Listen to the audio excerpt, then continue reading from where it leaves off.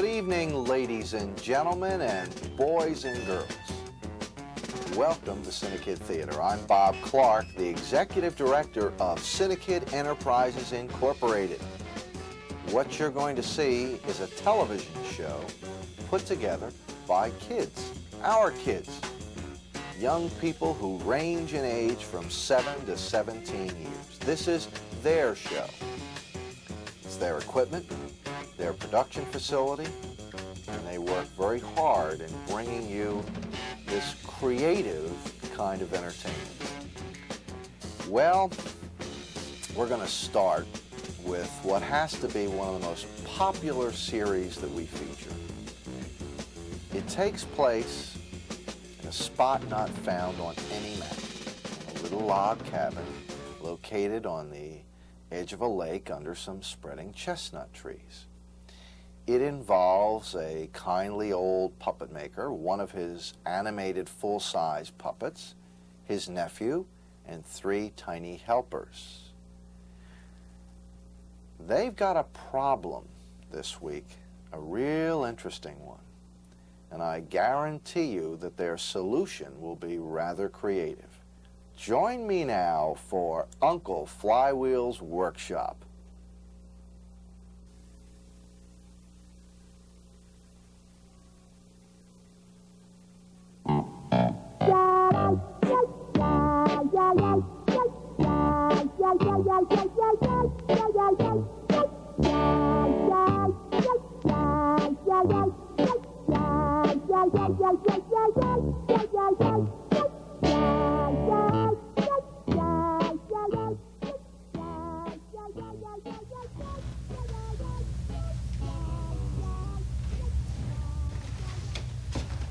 Have you guys seen my basketball?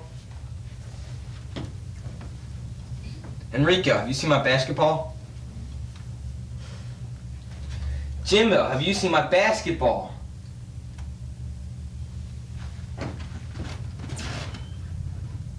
Do you guys know there's nothing on that screen? It's broken. Then why are you watching it? Well, we thought that sometime the picture and the sound will come back on. Yeah, and we don't want to miss it. You guys are ridiculous. But where's my basketball? It's in your bedroom. It's not in my room. I looked. Well, then it's under your dirty clothes. Oh, I didn't look there. You never do. I want to go play basketball. Wait a minute, Stuart. You see, we were gonna try to talk Uncle Flywheel into buying us a new TV set. Good luck. Last time we asked Uncle Flywheel to part with his dear money, we all got in trouble. I'm not going to be part of that. Wait a minute, Stuart. You know, now if we did have a new TV set, we could watch basketball games, football games, and even soccer games. And we could watch the movies and stuff like that. But most important, we could watch the nightly news. Well, did you ask Uncle Flywheel if he could fix it? He's good at stuff like that. Nah, I don't think that'll work. The set's so old, I don't think they make parts for it anymore. Maybe it's an antique. There's your answer. It's an antique. You can sell the set, and with the money you get, buy a new one. See you later, Jimbo. Wait a minute, Stuart. Jimbo, how much do you think a new television set would cost? A color television set. A color television set? Last time we asked Uncle Flywheel for a color television set, he said, "We're not going to get one till it's perfected." What do you mean? Well, we're not going to get one till all the bugs are ironed out of it.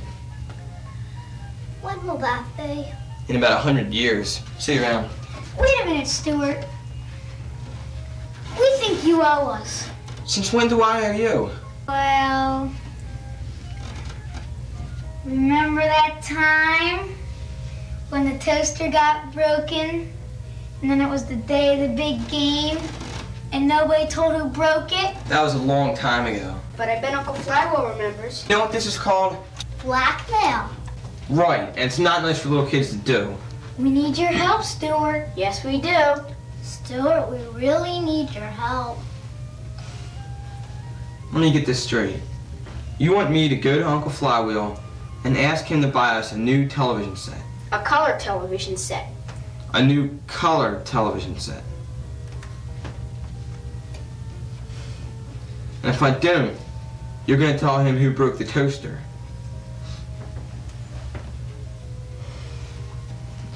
Oh boy. Hello, everybody.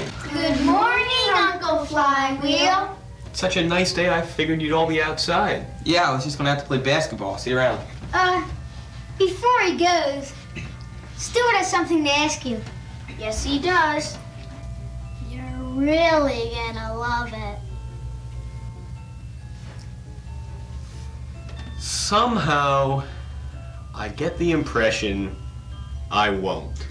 Well, we have something to ask you.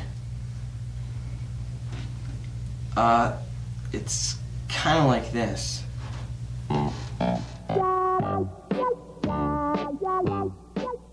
Tune in next week to Uncle Flywheel's Workshop when Uncle Flywheel and Stuart discuss the advantages of a new color TV.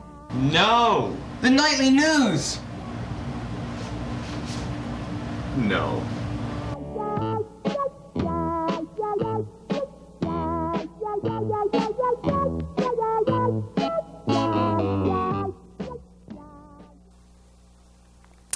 Ha ha ha. A color television set.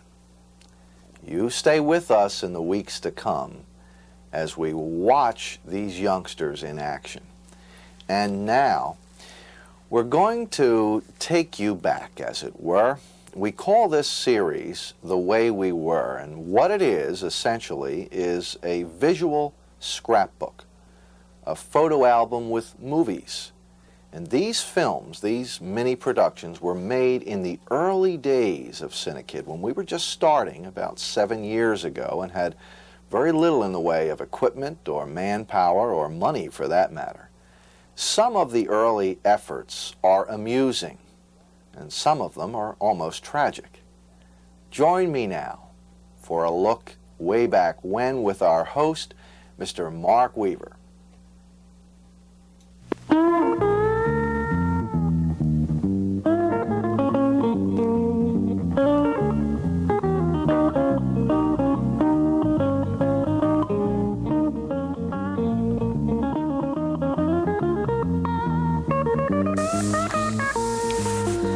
Hello again, and I'd like to welcome you to another edition of The Way We Were. I'm Mark Weaver, your host, and this is the show where we go back to an old student film enrichment program and look at some of the old stuff that isn't quite as good as the new stuff. Well, a couple weeks back, I showed you a film that I described as your good old typical sickening love story. Well, unfortunately, I have another one to show you, so let's watch, shall we?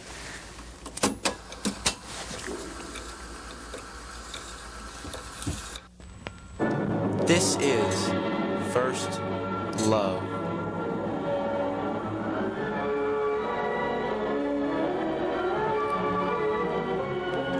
We see that the girl has left the boy, leaving him manically depressed. He sits and sulks.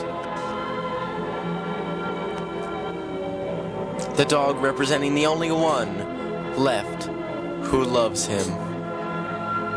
He sits down and takes a nap. Now in the dream state, symbolized by the out-of-focus shots, we see that he's dreaming about the girl who he loves.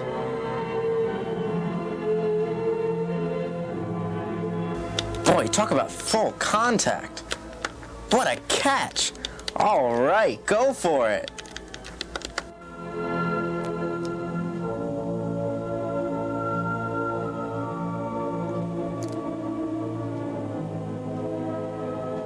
Here, he symbolically gives her the ring.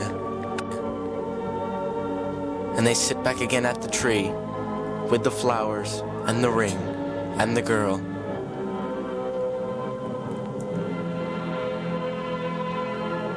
Here symbolically we see the dog as the girl, whereas before we saw the girl as the dog. And the finger passes across the lens. And the dog spits out the munchie. And he sees the flower, the only piece of her left. He goes to her, they make up, and walk off into the sunset with Fido following along. Well, I'm sorry if I spoiled your evening, but after all, tomorrow is another day. I'm Mark Weaver, and I'd like to thank you for watching The Way We Were. I'll see you in the weeks to come on CINEKYD Theater. Good night.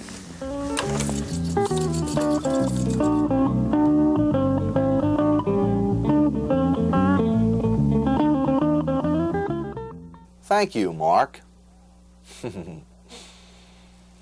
And now, with better equipment and a little more skill, we take you to the town of Oakdale, and the mystery continues. In the past weeks, as you recall, we find that all of this business around that house has something to do with an old pirate's curse. And the curse has been transcribed onto some headstones which, interestingly, have disappeared. Join me for Skeleton in the Closet.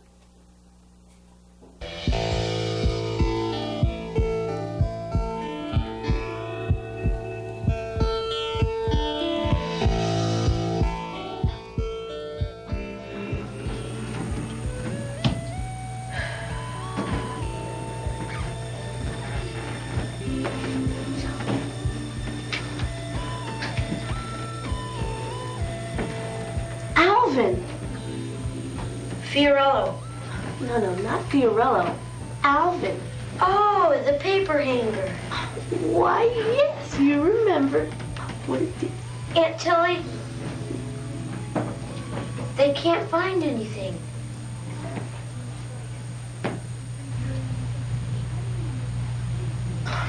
Well, it's not my fault.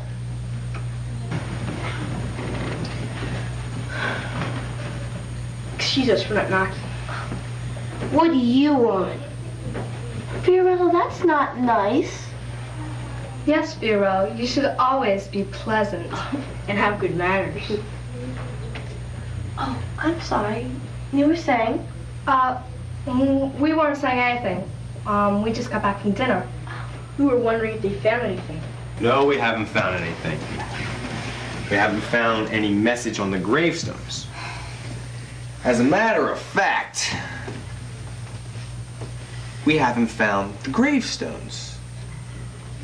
This is really strange. For as long as I can remember, those gravestones have been there. Why would they just disappear all of a sudden? Aunt Tilly, do you remember last 4th of July at the picnic? I think I remember seeing them then. Yes. When your cousin, what's his name, with the skinny knees, tripped over them. Yeah. The thing I can't figure out is why they disappear now, just when we're looking for them.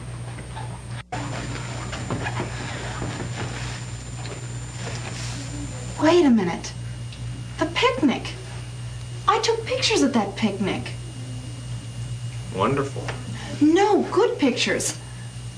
Some of them had the gravestones in them. Now if I could just find those pictures. We can read the inscriptions on them. Exactly. Leslie. Leslie. Leslie. Leslie. Leslie. Bud. Oh my God, somebody call a doctor. Right? Can I help? Suzanne. Leslie, is she all right? Or I think she's really I didn't hurt. do anything. I think she's really hurt. Suzanne, come on. She's not bleeding. I want to get out of this town. Good morning. Are there any restaurants in this area? Yes, the Oakdale West, right across the street. Should be open in about 5 minutes. Oh, thank you. There's a restaurant. I heard.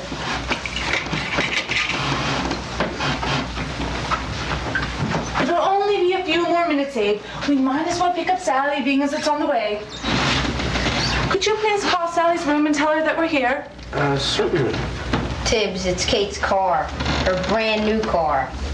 It's in the shop for some service, so I had to go and pick her up. Oh, and that was very nice of you too, Abe.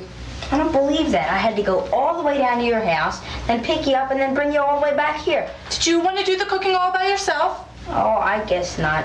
It doesn't matter. Could you ring Sally's room? We're in kind of a hurry. Certainly. This is the Oakdale Motel. Leave one paper here. Good morning, Mrs. Sullivan. Good morning, Miss Muldoon. Good morning. This is Bernice. She's my assistant.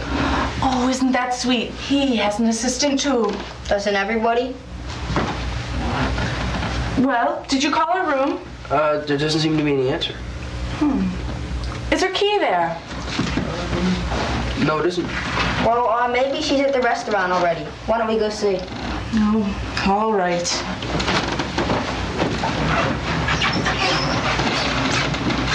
Mr. Hankin, is Junior around? No, he isn't. Well, you see, Junior owes me 3 weeks for the paper, and I was wondering. I didn't think so. This is your only problem in the room.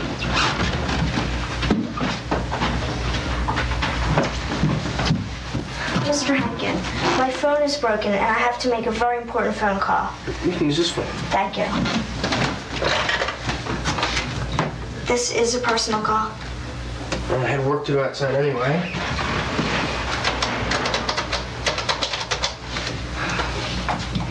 This is Johnson. Listen, Baines has disappeared. She's gone. I don't know. I need some backup. Meet me in about a half an hour at the restaurant across the street. The Oakdale West. Yes, and hurry.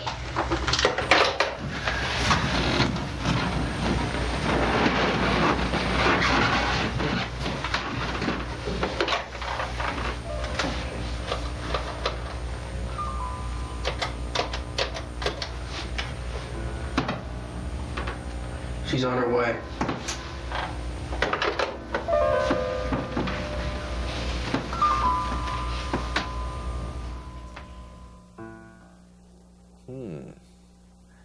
Now we have Tibbsy, the guy who runs the motel, listening in.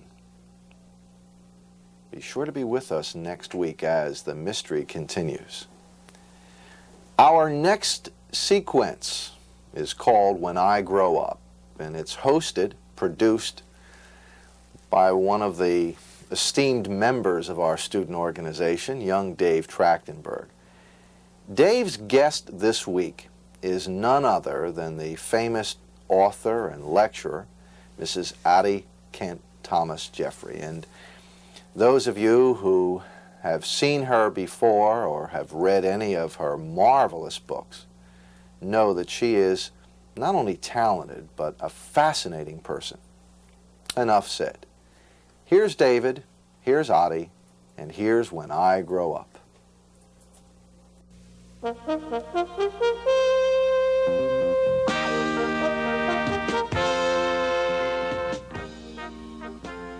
Hi, I'm David Trachtenberg for When I Grow Up. This week we have a special guest.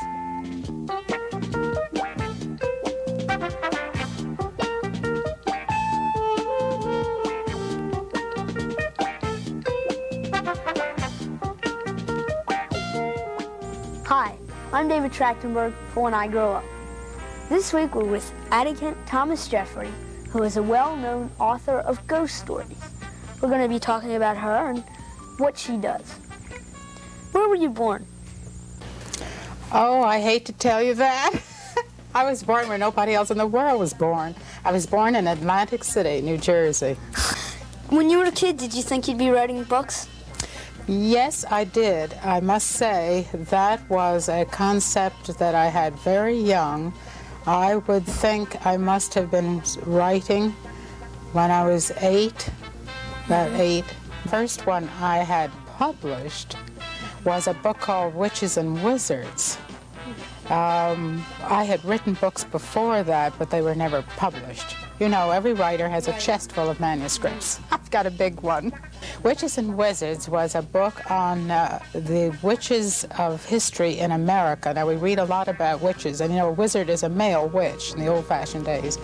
And we read a lot about that in England and in Europe and in the medieval days, but you very seldom hear about witches and wizards in America. So I did some research and came up with some of them and wrote the book on them. What got you interested in the supernatural? I think that goes back to almost an ancestral inclination. My father was Hungarian, and he raised me on his knee with stories of ghosts and ghouls and vampires and stories of the supernatural. He told me he remembered as a little boy looking through the cracks of a barn, and he could see the black coach go by driven by the devil at twilight one night. So he raised me with stories like that. I think that must have started it. Did you believe a lot of those stories? No, I didn't, which is why it was kind of surprising that I got into writing true ghost stories. I used to do a column for the Bucks County Courier-Times. It was purely historic, and that was my great interest. I loved history and still do. And every time I'd write up an historic house, if it had a ghost legend attached to it, I would put the story in for reader appeal, but I didn't think anybody would take it seriously. I certainly didn't. But that was the beginning of my realization that there was something more to the supernatural than just mythology. I began to get, every time I would do that, I would get letters and calls from people saying, you know, we've got the same thing in our house. We hear a knocking on the door at midnight and go down and there's nobody there. And at first, I thought, oh, I didn't know Bucks County had so many kooks in it. They really believe this? And I just thought they were silly sort of people. But as time went on, I'd say for a year, I heard from so many different people. And then, David, I began to assess this one day, and I thought the people I'm hearing from are not kooks, and they can't all be crazy, and they can't all be lying, and they can't all be imagining it. There must be something indeed going on there, and I'm going to find out what it is. So I stopped my column and my historical writing, and I was an historic editor at that time for Bucks County Magazine. But I stopped all that and went to research the supernatural. What was the most interesting ghost experience you've ever had? I would say the experience that awed me the most, and my knees began to turn to kind of jello. I went down to see if I could see the Mako light, the old railroad trestle way out in the middle of the woods. It's long since been abandoned. Is said to have, on occasion, people have seen what's called the Mako light. Well, this was the Mako station 100 years ago, and a train was stopping there. When Joe Baldwin, the conductor's name was Joe Baldwin, he got off the train. I'm talking about the 1800s. They had lanterns, oil lamps, and he was trying to couple some cars when a train started bearing down the track, and he saw it. So he stepped out in the track and he swung his red lantern to warn the oncoming engineer that they were stalled there, but he didn't see it, and the oncoming train ran into this, and Joe Baldwin was beheaded. And from that time on, they say at that trestle, people have seen either the red lantern light swinging across the tracks or the light of the engine of the oncoming train bearing down on the track. So I had a couple of letters written to me by several people over the years who had seen this and experienced it, and quite a few of the students at the university there have seen it. So I went down, I guess it was about 5 years ago, and I thought, well, maybe I could. I investigate some of these places and go on the site in person to see if anything will happen. Usually it doesn't. Once in a great while, because the psychic is very rare and spontaneous, but once in a while it happens, and this night it did. I went out on the railroad trestle with a student from North Carolina University, and we parked his car away from the trestle, but close to the railroad tracks, and they said, we'll get out onto the trestle and wait. And I said, you sure no train's going to come along on this track now? He said, Oh, no, he said, this is an abandoned line. It hasn't been used in years. He said, you could tell by the rust on the rails. So he pointed. There were weeds growing up to the rail, and on the rail line was rust. So he said, obviously, nothing has run on this track. I said, well, okay then. So out we go onto this trestle, and I want to tell you, that was a spooky night. At 12 o'clock midnight on an abandoned trestle, it was so quiet, David. You could hear a little twig or a frog in the brook underneath. And we waited, I guess, till about 1 o'clock. And we sat there in the trestle and nothing happened. So we finally got to our feet. He had seen this before, but he didn't tell me what he'd seen. So just as we got to our feet and gave up and we were walking away from the trestle, this young man gave one more look over his shoulder like that, you know, he said, look. And I turned around and looked, and there was this very distinct red lantern swinging back and forth over the track. I just was awed. I couldn't open my mouth. I have never been so stunned. I couldn't believe what I was seeing, and I felt my knees kind of turn to jello, very distinct. And then we turned the other way, and here was the light of the locomotive bearing down the track. And even this chap who knew and had told me the tracks were used, he said, oh my God, he said, the train is coming. We got to run for the car. So we tried to run across railroad ties. Wasn't easy, but we rushed and quickly got into his car and slammed the doors shut. But nothing went by. There was no train. Thank you, Mrs. Jeffries. I found that very interesting. And I hope you found that interesting too. If you'd like to hear more about Mrs. Jeffries' unique experiences, join us in the weeks to come, where Mrs. Jeffries will be here with us again.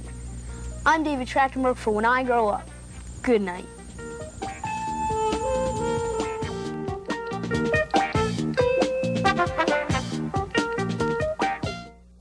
Now, let's take a walk down the hallway and see what's on the CINEKYD bulletin board with Miss Lorraine Hoffman. CINEKYD's Family Movie Night series will present the thrilling exploits of Sinbad and the Eye of the Tiger this Saturday night at 7:30. Patrick Wayne and Jane Seymour star in this adventurous film of Sinbad the Sailor, complete with dazzling visual effects by Ray Harryhausen. Be on hand to see this action-packed story in its first appearance at CINEKYD. Tickets are $1.50 in advance and $1.75 at the door. That's Sinbad and the Eye of the Tiger, starring Patrick Wayne and Jane Seymour, this Saturday night at 7:30 in CINEKYD's Gordon Odeon. Don't miss it. For tickets or more information, call 659-4696. Thank you, Lorraine. I sincerely hope that in the weeks to come that indeed you'll accept these invitations that we keep providing. Come on out to CINEKYD, if only to come to the movies on a Saturday night and enjoy something really interesting and family entertainment. Just to be a part of our motion picture theater is an experience in itself.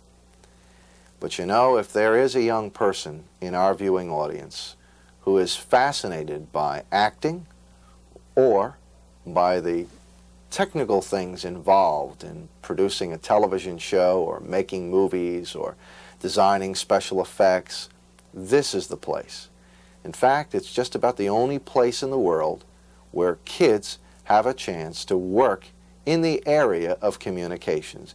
You don't need any previous experience, just a desire to learn and the ability to work. Your first step is to give us a call, and our number is 659-4696. What will happen is that we will set up a tour of our campus, give you and your family an opportunity to look at the setup, check out the equipment, meet some of the staff and the kids. And then the next step is yours, to become a part of the wonderful world of CINEKYD. I really hope that you'll go to your phone right now and call us. Thank you so much for watching. Please be with us again next week. Until then, this is Bob Clark. Good night and God bless.